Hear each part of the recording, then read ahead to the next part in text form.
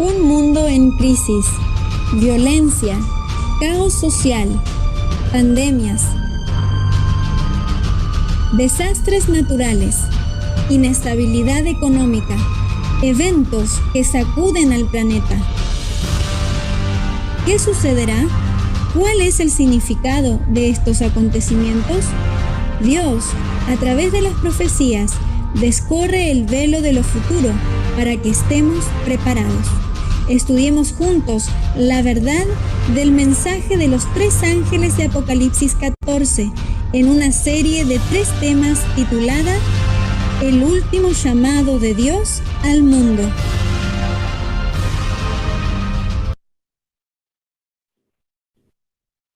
Apreciados amigos y hermanos, es un gusto estar nuevamente con ustedes, compartiendo estos mensajes tan trascendentales para este tiempo, el mensaje de los 3 ángeles de Apocalipsis 14. En esta ocasión analizaremos juntos el mensaje del segundo ángel. En las diapositivas ustedes van a encontrar los versículos bíblicos que fundamentan toda esta enseñanza. Les invito a que puedan investigar por ustedes mismos, a que abran con oración la palabra de Dios para poder comprender y vivir y compartir este bello mensaje. Antes de comenzar en el estudio del tema de hoy, haremos un pequeño resumen de lo que hemos estudiado y compartido en el primer video. Si ustedes no lo han visto, pues invitamos a que puedan visualizarlo también. El plan de salvación es tan importante de comprender, pero no podemos abrir nuestra Biblia sin antes orar. Por eso voy a pedir que inclinemos el rostro para poder hacerlo en esta oportunidad.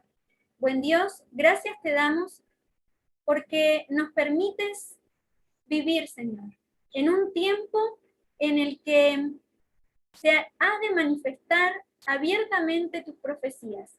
Gracias porque nos das tu Espíritu Santo para poder comprender. Ayúdanos a explicar y a todos los que están escuchando a poder comprender y vivir este precioso mensaje. En el nombre de Cristo Jesús lo pedimos. Amén.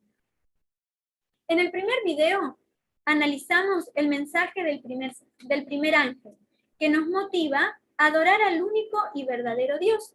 Este mensaje nos presenta claramente el plan de salvación a través del santuario terrenal, donde se mostraba la obra de Cristo que Él haría hasta el final de los tiempos, mostrando al Cordero de Dios que quita el pecado del mundo, haciéndonos comprender que solo por gracia y por fe podemos ser salvos.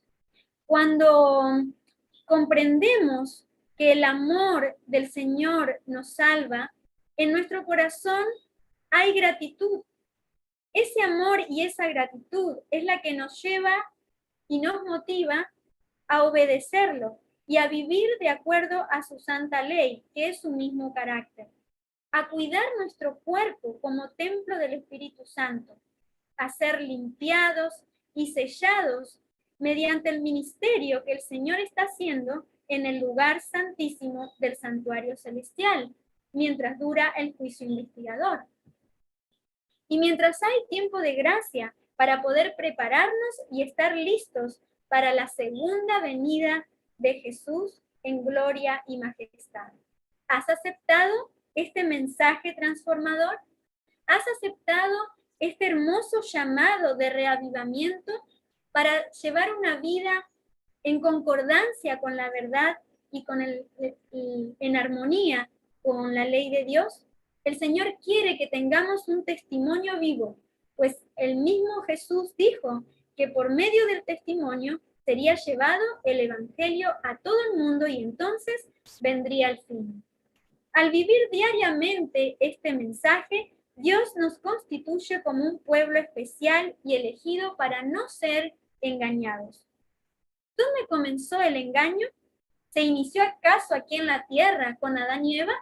La Biblia, en Apocalipsis 12, nos indica que el engaño comenzó en el cielo.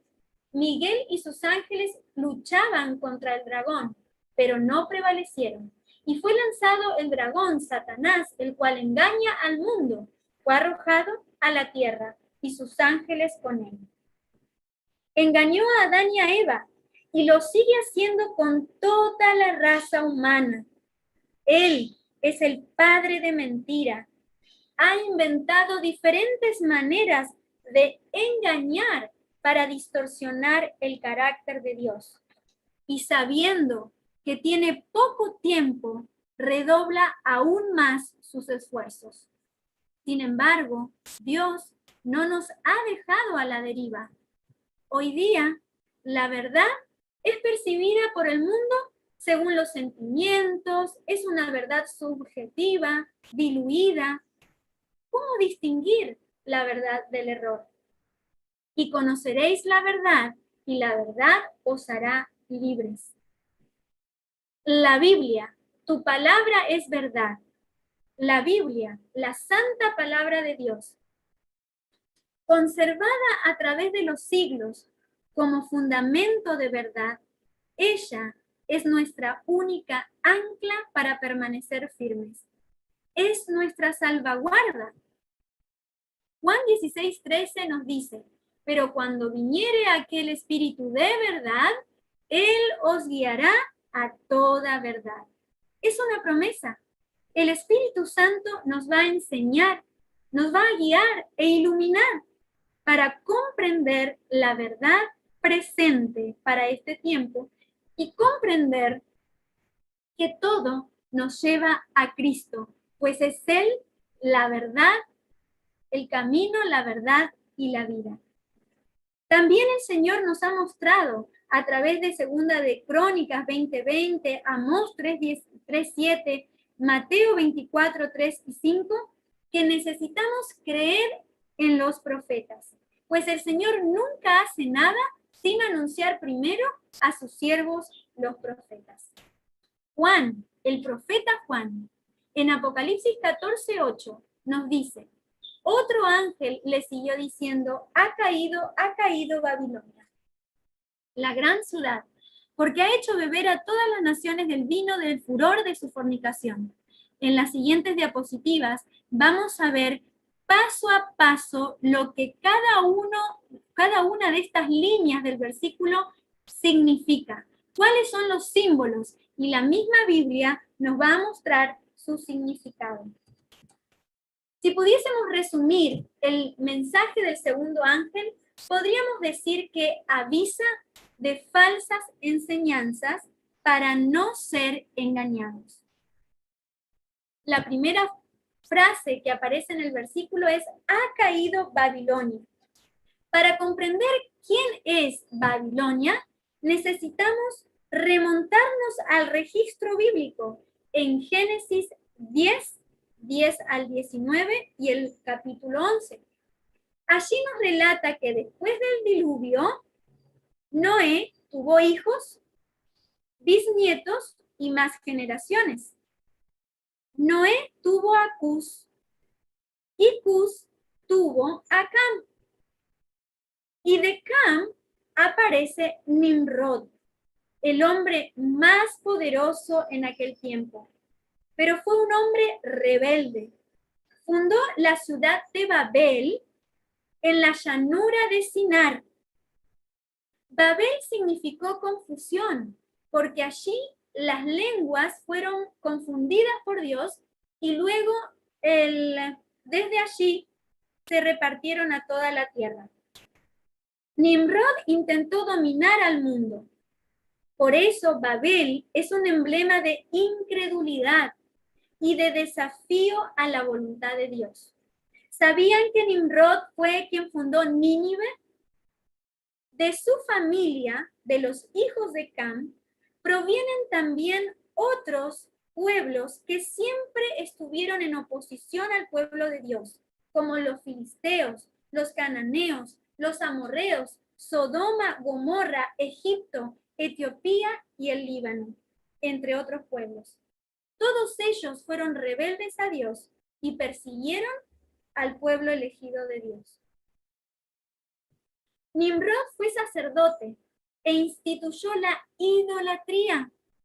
Su esposa, Semiraris, y su hijo, Tamuz, contribuyeron a este sistema religioso falso, cuya influencia trasciende hasta hoy. Sus cultos paganos fueron esparcidos por todo el mundo, especialmente en Egipto. Se le llamó la religión misterio por todos los símbolos y misticismos que le caracterizaban. Pero Babel, aunque dejó de existir como ciudad, sus enseñanzas prevalecieron. En Sinar edificaron la torre, pero Dios, aunque ellos querían tomar el control global, Dios los dispersó y no lograron su objetivo. Con el paso del tiempo, en esa misma llanura de Sinar, se levantó la sucesión de esta ciudad rebelde, Babilonia, la Grande. Daniel 2 nos describe los poderes mundiales. Babilonia también fue el centro de confusión y de paganismo, que luego sería desparramado por el mundo. Daniel 2 describe este poder mundial a Babilonia cuando Dios le da a Nabucodonosor la visión de la gran estatua. Babilonia, el oro. Babilonia en hebreo es Balaí, que significa confusión. Y en el idioma babilónico, Babilú, puerta de los dioses, porque ellos intentaron obtener el control global y Nabucodonosor se transformó en un fuerte emperador. Fue orgulloso, cruel, opresor del pueblo. Y fue hallada Babilonia pesada en balanza y hallada falta, según Daniel 5, 26 al 28. Babilonia promovió la religión politeísta provenientes de Cam, de los amorreos, su religión mística de símbolos, de dioses paganos. El paganismo de Babilonia fue una influencia negativa sobre todos los demás reinos, de Medo y de Persia, de los griegos, de los romanos, hasta alcanzar a nuestros sistemas religiosos actuales. Podríamos decir que Babilonia fue el nido original del paganismo, del cual todo sistema de idolatría proviene. Hoy Babilonia solo está en ruinas, en Irak. Pero cuando Roma se convirtió en imperio mundial, asimiló dentro de su sistema los dioses y religiones paganos de todos los reinos que había conquistado. Y como Babilonia era el origen del paganismo de estas naciones, podemos ver que la religión de Roma pagana no era más que la continuación de la Babilonia pagana. Jesús nació en tiempos del imperio romano, en tiempos de la Roma imperial.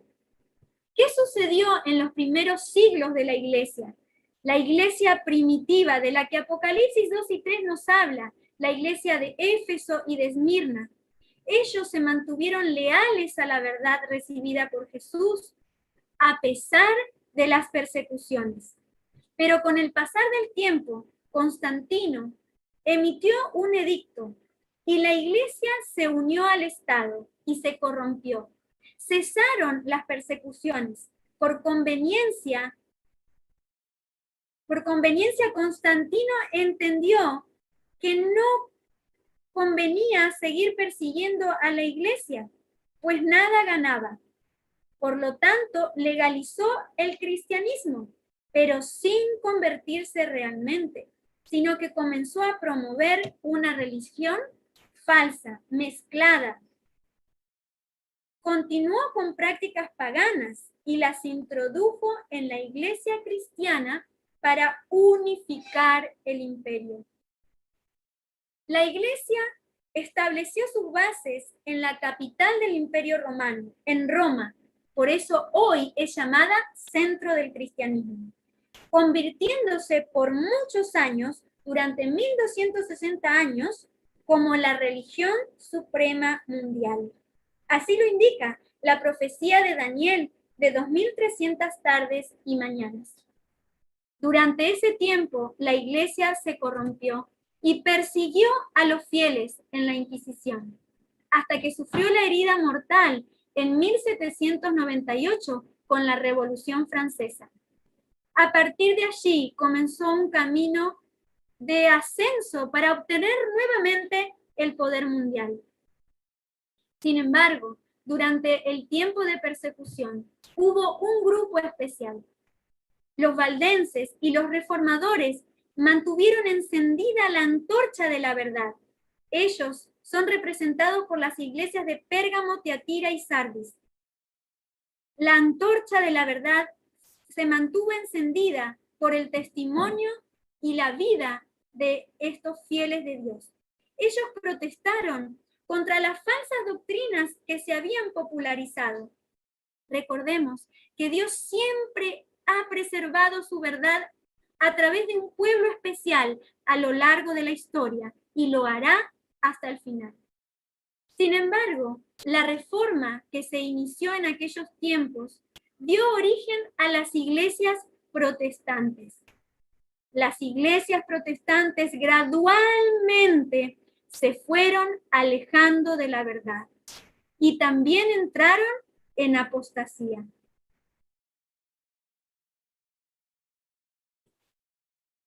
Cayeron por entrar en apostasía.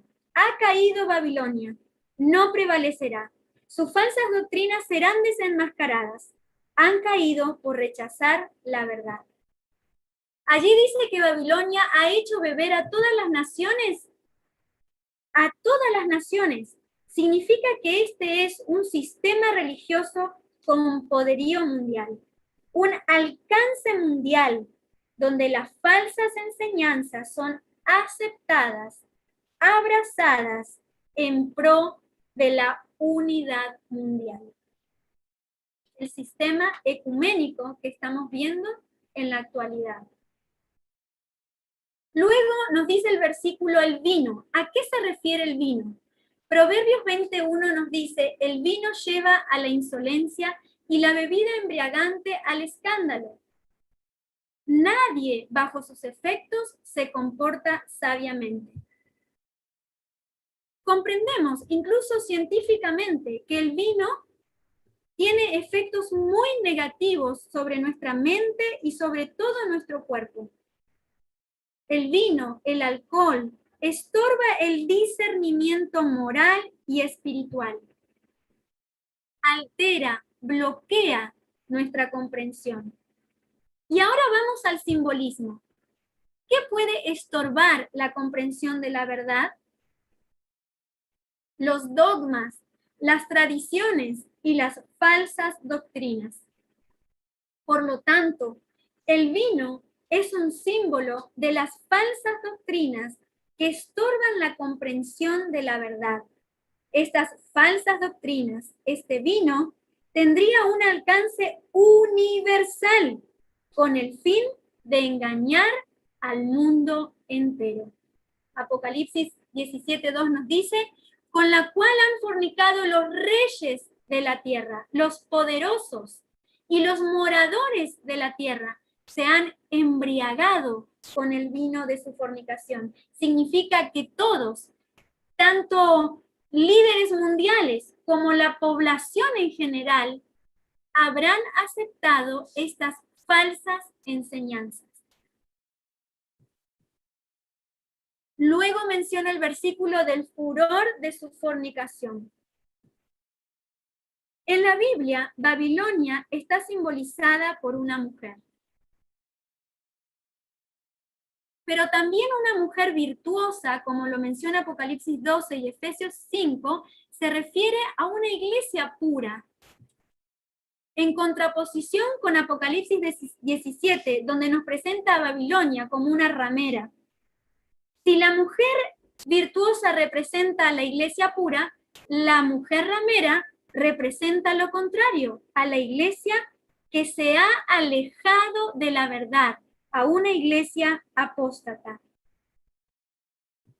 En la Biblia encontramos que esa mujer virtuosa y pura es fiel, mientras que la ramera es infiel, fornicaria, adúltera.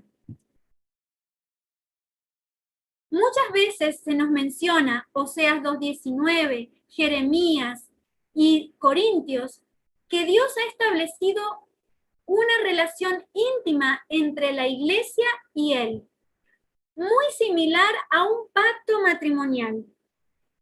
Es un símbolo de un pacto mutuo de fidelidad. El Señor anhela que seamos fieles a Él y a sus enseñanzas. Pero esta mujer ramera no ha sido fiel. Y la mujer estaba vestida de púrpura y escarlata, y en la mano tenía una copa de oro llena de abominaciones. ¿Qué significa la palabra abominaciones? Fornicar en primer lugar, la fornicación. Fornicación es ser infiel, es adulterar. La infidelidad en la Biblia es tener falsos dioses, es ir en pos de falsas enseñanzas, pero también adulterar es mezclar la verdad con el error, la verdad presentada en la palabra de Dios con las tradiciones del mundo. Es también obtener por beneficio el apoyo del Estado para tener poder. En el versículo 4 de Apocalipsis 17 nos dice que la copa tiene el vino. Y aquí reemplaza vino por abominaciones. ¿Qué significa la palabra abominar según el diccionario? Rechazar, aborrecer, detestar, es un agudo desagrado. A continuación vamos a ver en la palabra de Dios cuáles son estas falsas enseñanzas y abominaciones. Oro al Señor para que esta enseñanza que usted va a ver, apreciado hermano, amigo, pueda llegar a un corazón humilde. Tal vez muchas de estas enseñanzas que vamos a mostrar las hemos creído por mucho tiempo, pero el Señor hoy quiere darnos el colirio para que veamos. Quiere el Señor que tengamos un corazón dispuesto para recibir esta palabra. Te invito a profundizar, a investigar, porque Dios promete llevarnos a toda verdad. Y el Señor anhela que podamos ser libres de engaños. Lo primero que vamos a ver como vino de Babilonia o falsa doctrina es la idolatría, las esculturas a los dioses. La palabra del Señor nos dice en Deuteronomio 7:25 y en otros pasajes que están allí y ustedes pueden buscar, las esculturas de sus dioses quemarás en el fuego.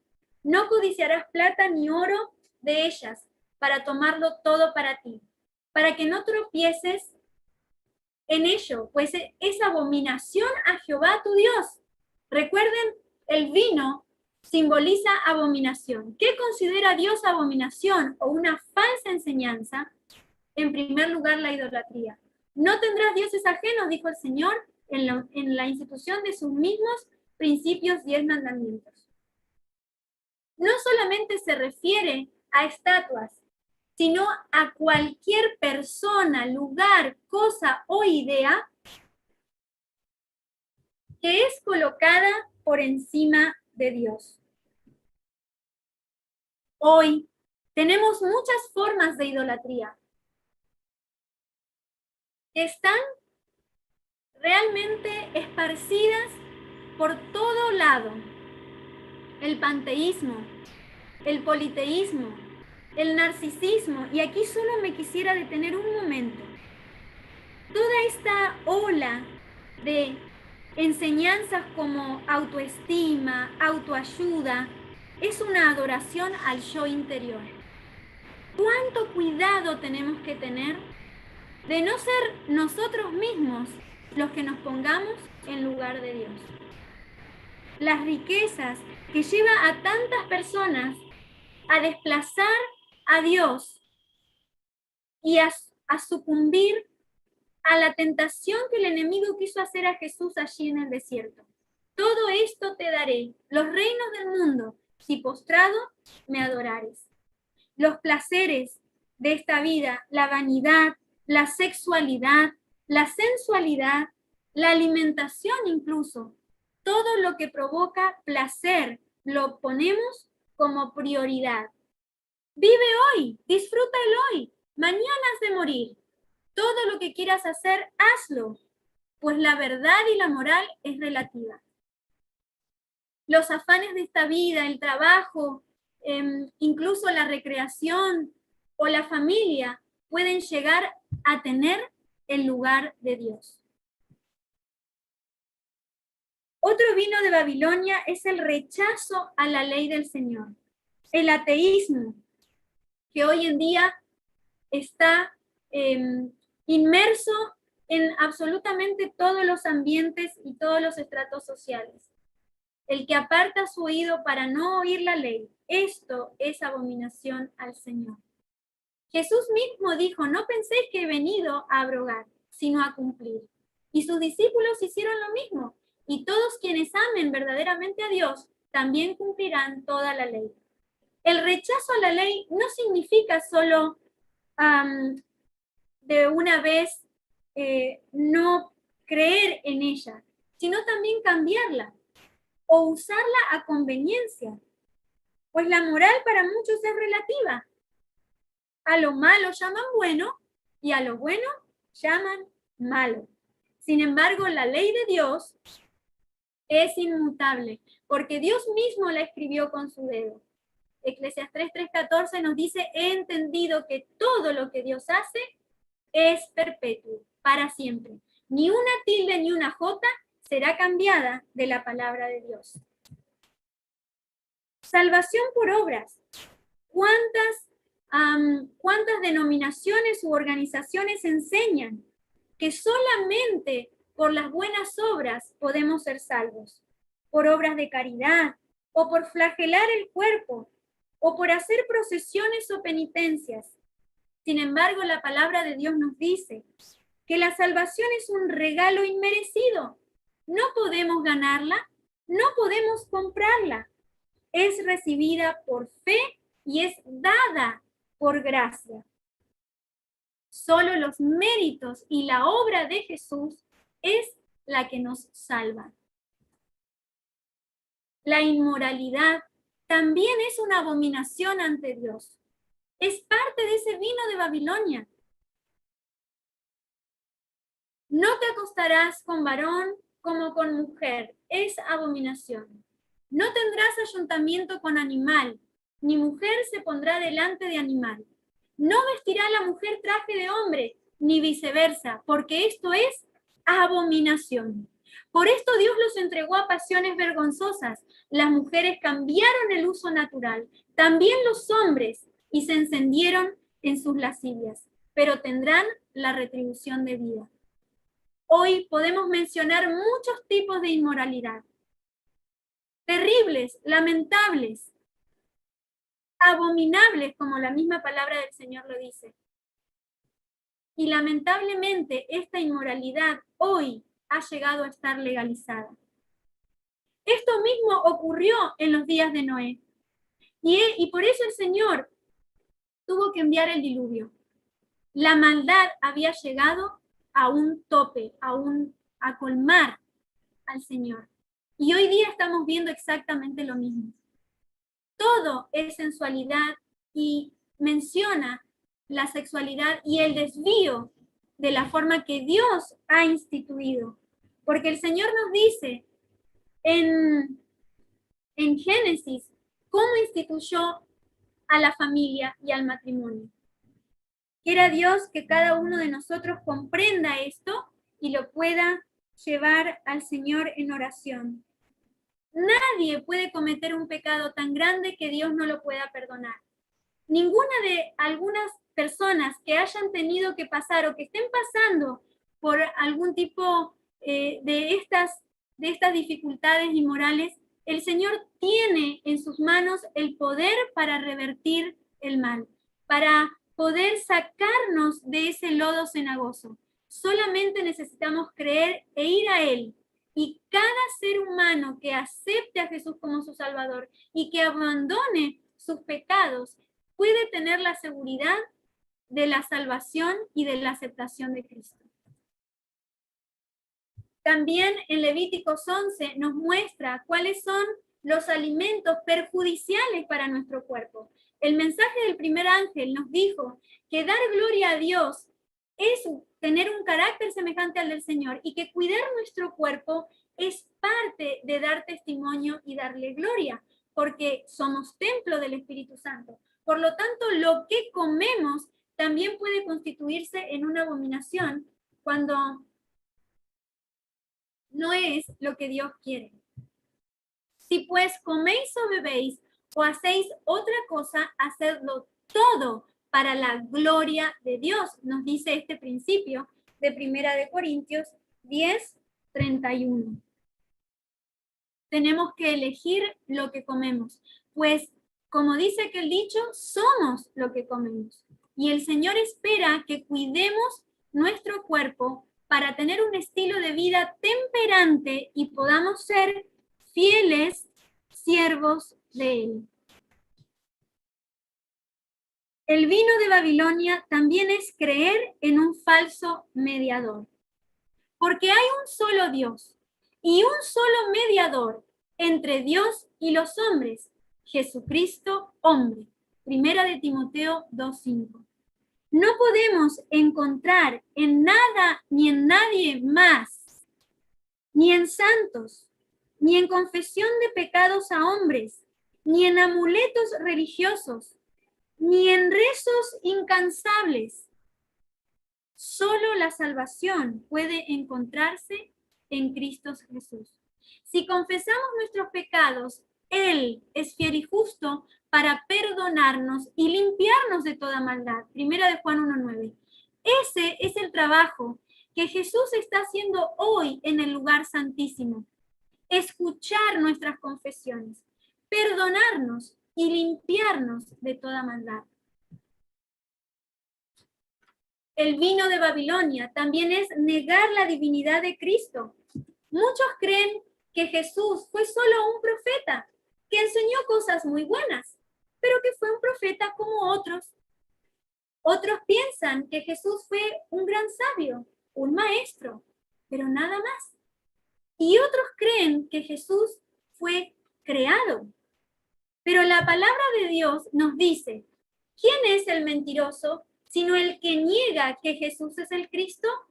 Este es anticristo, el que niega al Padre y a la divinidad de su Hijo. Yo soy el Padre, uno somos, dijo Jesús. Respondiendo Simón Pedro dijo, tú eres el Cristo, el Hijo del Dios viviente. La teoría de la evolución, una de las más esparcidas enseñanzas en el mundo entero y por muchos años, y se constituye en una de las más fuertes contradicciones de la palabra de Dios. Este vino, esta falsa enseñanza, es totalmente contraria a la palabra del Señor. Muchos creen en el Big Bang, en el origen de la vida de millones de años, en el darwinismo, en que Dios creó al hombre, pero luego lo dejó para que el mundo siguiera su propio proceso. Sin embargo, esto es borrar la imagen de Dios. El cristiano cree en un diseño inteligente, en que en el principio creó Dios los cielos y la tierra, y que creó al mundo en 6 días literales. La tierra no tiene más de 6.000 años, y pronto ese tiempo está por acabar. Dios es nuestro creador, Este conocimiento es el fundamento de todo el Evangelio. Dios nos creó, nos ama y nos salva. Si no crees en esto, no hay razón para creer en todos los demás. No provenimos de ningún mono ni de ninguna explosión de la que no sabemos su origen. Tú y yo provenimos de un Dios poderoso, creador, que te sustenta y me sustenta y que lo hará hasta el final si somos fieles a sus enseñanzas. El estado consciente de los muertos vino de Babilonia. La inmortalidad del alma. Este fue el primer engaño de Satanás a Adán y a Eva. Mientras que Dios le había dicho, si tomares y comieres de ese árbol, ciertamente morirás, el engañador se presentó a Eva diciendo, no morirás. Y este mismo engaño, el enemigo, lo ha reproducido en todos los siglos a partir de allí. ¿Quién quiere morir? ¿Acaso habrá algún ser humano que desee la muerte? El ser humano ha sido creado con el anhelo de vivir eternamente, pero el enemigo se ha agarrado de eso para engañar a muchos, para pensar que no hay muerte, que el alma sigue viviendo después que una persona ha fallecido. Muchos promueven la reencarnación o el consultar a los muertos, o que ellos nos vigilan desde el cielo, o que nos pueden hablar y direccionar. Muchos acuden a la adivinación para saber el futuro a través de los muertos. Muchos otros creen en que después que uno muere, tiene la opción de ir al cielo, si se ha portado bien, de ir al infierno, si ha sido malo, o de ir al purgatorio si aún su caso no está decidido. El espiritismo nos envuelve en todas las esferas. La nueva era con su brujería, su hechicería y su magia. Hoy, el enemigo quiere preparar un pueblo también para él. Y por medio de libros, películas, novelas, series, religiones orientales, dibujos animados, está haciendo que la gente caiga en este engaño terrible. Pero Dios en su misericordia no nos deja sin conocer la verdad. Deuteronomio 18 nos dice, no sea hallado ante ti nadie quien practique adivinación, que sea agorero, sortílego, hechicero, encantador, adivino, mago, ni quien consulte a los muertos, porque esto es vino de Babilonia, esto es abominación en contra de Jehová. ¿Qué nos dice la Biblia de la verdad, de la muerte? La palabra de Dios nos instruye en la verdad, del estado inconsciente de los muertos. Génesis 2:17 nos dice, mas del árbol de la ciencia, del bien y del mal, no comerás, porque el día que de él comieres, ciertamente morirás. El Señor sabía que la paga de la desobediencia sería morir. Eclesiastés 5, 9 y 6 nos dice que los muertos nada saben. Job 34, 14 y 15 y Eclesiastés 12, 7 nos mencionan que el aliento de vida vuelve a Dios y el cuerpo al polvo. Lucas 8, 52 nos menciona que la muerte es como un sueño. Cuando la persona muere, ya nada sabe. No tiene nada que hacer en los asuntos de esta tierra. No tiene odio, no tiene amor, no siente, no habla. simplemente cae como si fuera en un sueño profundo, de inconsciencia, porque su cuerpo se desintegra y vuelve al polvo. Y esa energía que nos da la vida vuelve a Dios. En la palabra de Dios no hay absolutamente nada que nos indique que hay vida después de la muerte. Son los ángeles del demonio quienes se presentan como los seres muertos. Y el Señor quiere que hoy usted y yo seamos libres de este engaño. Allí nos presenta el Señor que cuando la persona muere ya nada sabe. Habrá un juicio, pero en ese juicio no se presenta la persona de manera personal. Ya vimos en el mensaje anterior que aunque no se presente en forma personal, los libros y los registros del cielo son abiertos para poder dar en el juicio una sentencia justa. ¿Cuándo volverán a vivir? El Señor nos menciona que habrá vida después de la muerte. ¿Cuándo? Cuando Jesús regrese por segunda vez y sus fieles sean resucitados con el poder del Señor.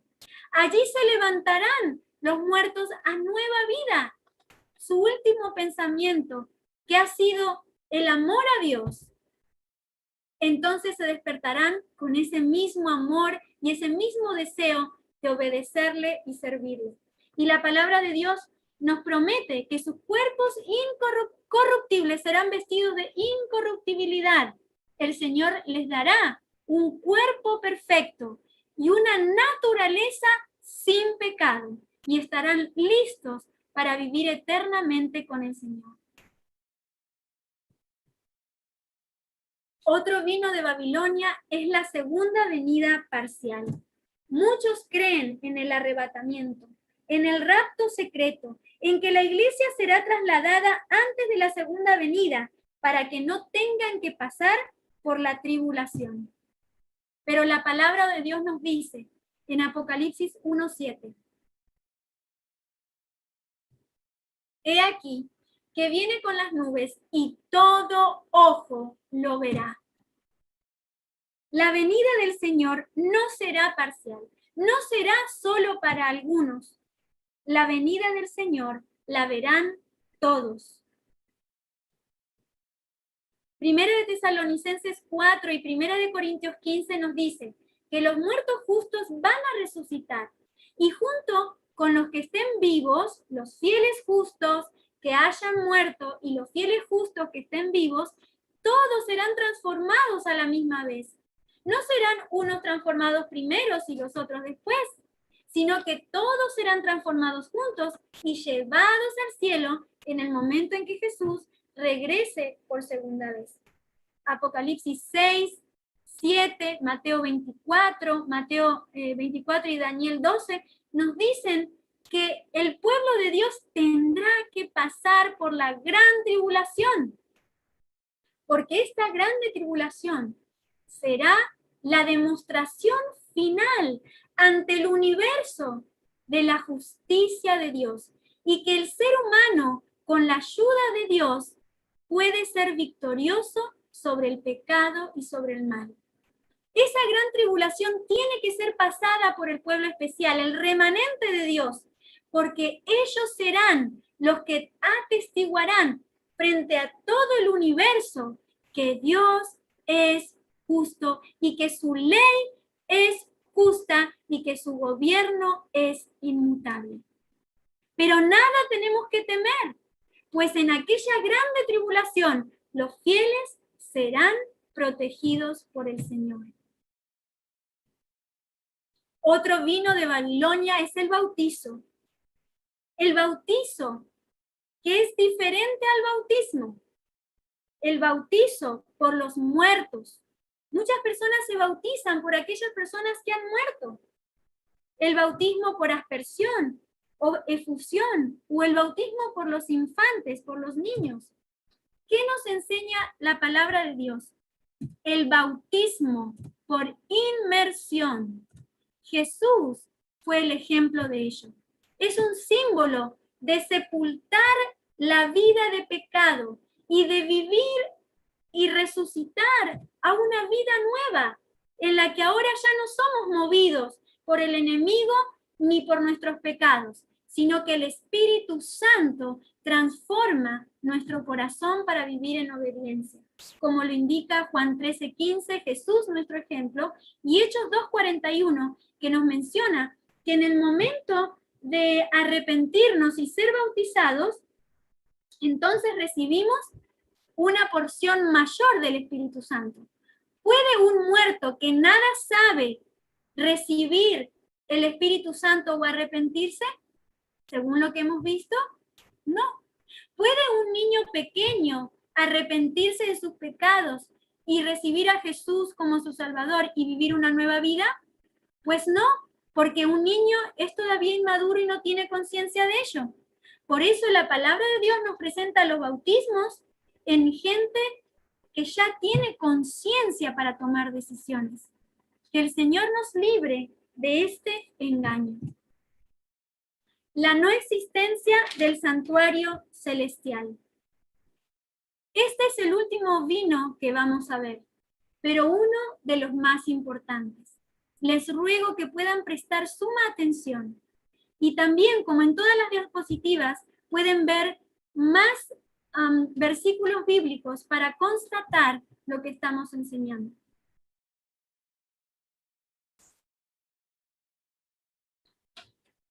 Hebreos 8, del 1 al 5, nos menciona: los cuales sirven a lo que es figura y sombra de las cosas celestiales.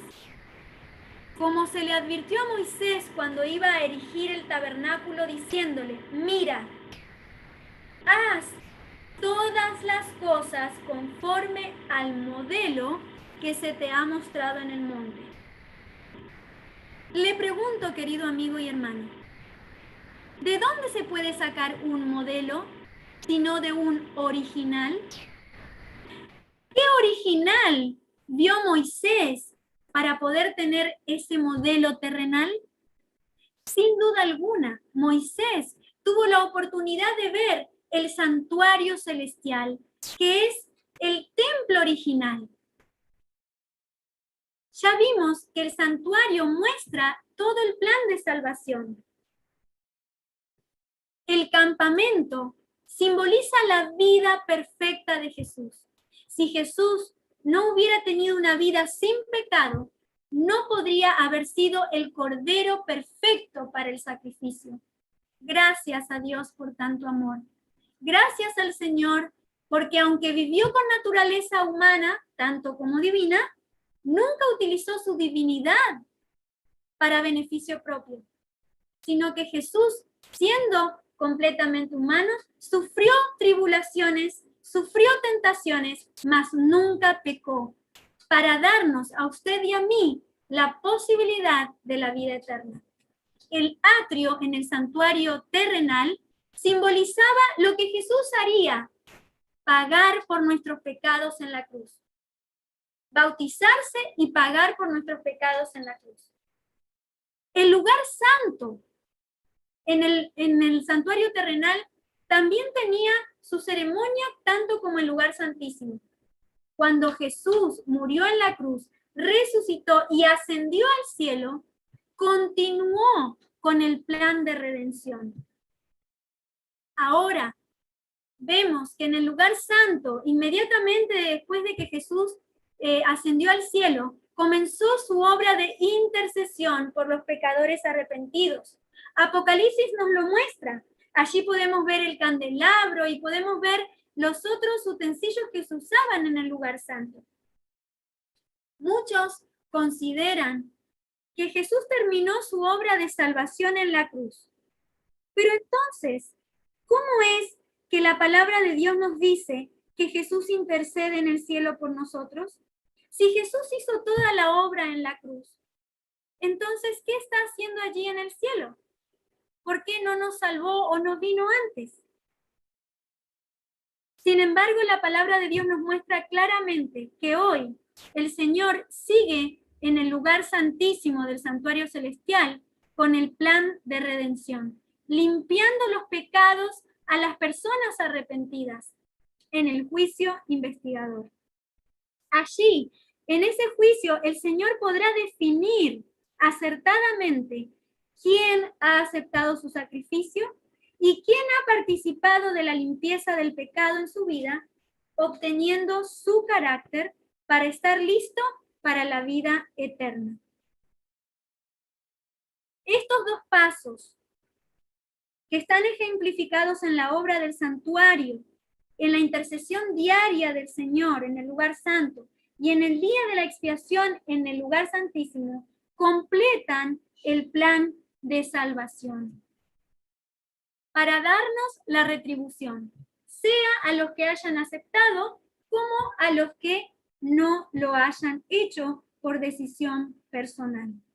Por lo tanto, la existencia del santuario celestial es una realidad a la que nosotros tenemos que mirar con fe. Ahora, usted y yo podemos con confianza arrodillarnos y pedir al Señor Jesús, que está intercediendo en el lugar santísimo, para el perdón y la limpieza de nuestros pecados. Alabado sea el Señor por esta maravillosa verdad. Después de haber analizado todo esto, el Señor tiene un último llamado del mensaje del segundo ángel. El Señor nos dice: salid de ella, pueblo mío. Salid de ella. Si usted ha aprendido estas enseñanzas, pero hoy se confronta con la realidad de la palabra de Dios y anhela en su corazón ser sincero delante de Dios, investigue, querido hermano. Abra la Biblia con oración y el Señor le permitirá comprender la verdad.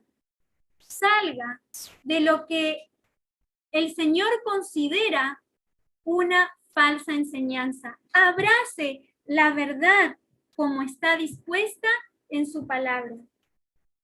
El Señor nos dice: y oí otra voz del cielo que decía: salid de ella, pueblo mío, para que no participéis de sus pecados y para que no recibáis sus plagas. En todas las organizaciones religiosas hay verdaderos hijos de Dios, discípulos de Cristo, que al oír las verdades especiales para este tiempo, saldrán y se unirán al remanente fiel que esperará la venida del Señor. Este es un llamado a elegir, es un llamado de amor de Dios, a elegir, a investigar por usted mismo la palabra, a creer en la verdad tal como está en la Biblia, a confiar en la guía de Dios y a posicionarnos del lado de la verdad. Nadie será juzgado injustamente sin tener la oportunidad de analizar y escoger lo que va a creer. ¿Has aceptado tú estos mensajes para no ser engañado? El mensaje del tercer ángel nos dirá qué debemos hacer para no recibir condenación. Queridos hermanos, este ha sido un estudio intenso, pero maravilloso. Que el Señor nos permita ver la luz de la verdad y ser guiados por ella. Comparta estas enseñanzas y que el Señor nos ayude a vivirlas diariamente. Oremos juntos. Buen Dios y Padre, alabado seas por tu amor. Alabado seas por el plan de salvación. Alabado seas porque no nos dejas en tinieblas ni en oscuridad, porque tu palabra ha sido preservada por tu poder durante tantos siglos, para que en esta última generación, donde el enemigo quiere engañar, aun si fuera posible a los escogidos, tú puedas revelar la verdad. Ayúdanos con humildad a aceptar, aunque hayan sido enseñanzas que tal vez hemos guardado en nuestra vida por muchos años. Danos la valentía para aceptar, la humildad, oh Dios, para vivir de acuerdo a tu voluntad. En el nombre de Cristo Jesús lo pedimos. Amén. Les esperamos en el siguiente video tercer tema sobre el mensaje de los 3 ángeles, donde hablaremos de la marca de la bestia y qué tenemos que hacer para no caer en la condenación final. Únase a nosotros, vea estos videos y comparta. Que Dios les bendiga.